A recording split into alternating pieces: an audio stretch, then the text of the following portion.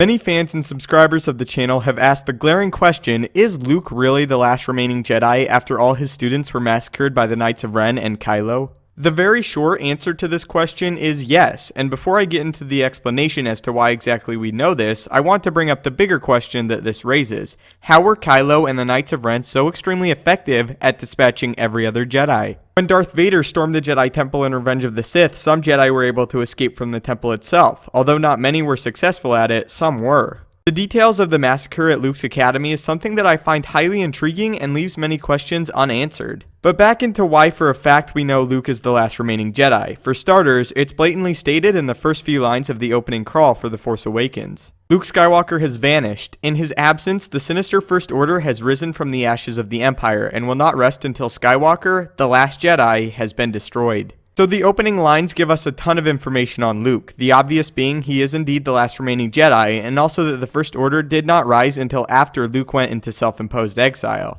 I take this as the First Order didn't attack or make any aggressive advancements until after Luke went away, rather than the First Order being formed until after Luke left, because we know for a fact the Order was around while Luke was as well. To add to this, Snoke constantly refers to Luke as the last Jedi in the Force Awakens novelization, and views Luke as the final threat that stands between them and gaining complete control over the galaxy. This is why in The Force Awakens so much emphasis was placed on finding Luke on behalf of the First Order. The map to Luke is in fact the whole driving force for the film. It's also very interesting to note that although Snoke fears Luke a great deal on his own, he is also more afraid of the greater implications upon Skywalker's return. Snoke says that if Skywalker returns, the Jedi will rise once again, and the First Order will be stomped out, not that if Skywalker returns he will destroy us all on his own. This shows Snoke is more in fear of the bigger picture and students Luke can train to combat the First Order and himself, rather than solely Luke's return. Again, going back to the death of all the other Jedi though, there must have been something very big and impactful at play that allowed the Knights of Ren to so effectively slaughter the Jedi Order.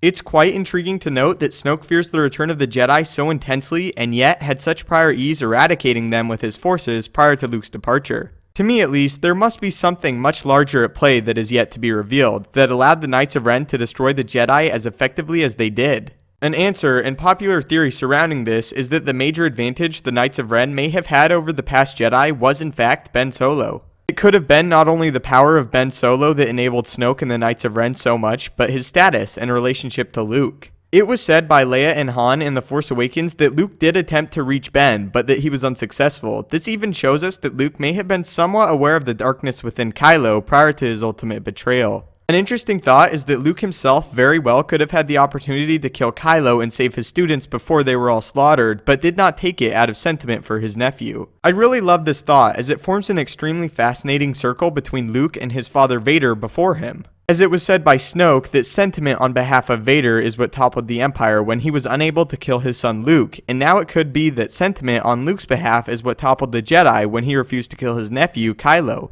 An extension of what was said prior could also be in place here, that Luke was unable to kill any of his former students and thus allowed the others to be butchered by his fallen students, now possibly known as the Knights of Ren. This somewhat could make sense, as various concept art for the Knights of Ren did feature several in possession of lightsabers. To close it all off, yes, Luke is indeed the last of the Jedi, but he is also currently in the story in prime position to change this. Rey has arrived on Ahch-To and is willing and ready to commence with training under Jedi Master Luke Skywalker, and Snoke's and Kylo's ultimate fear is beginning to become a realization, as the Jedi may full well return in the form of Rey and Luke. So tell me what you think about Luke being the last of the Jedi, and how do you think the Jedi will end up returning, if at all? Do you too believe it was sentiment that destroyed the past Jedi and forced Luke into exile, or do you favor other theories such as mutiny? Are there any other theories that you find to be more likely, or do you just fall under the assumption that the Knights of Ren were better prepared to massacre the Jedi and there is no hidden piece behind the destruction of the Order? All insight and theories are welcome, and I can't wait to hear what you guys think. As always, thank you so much for watching, and may the Force be with you.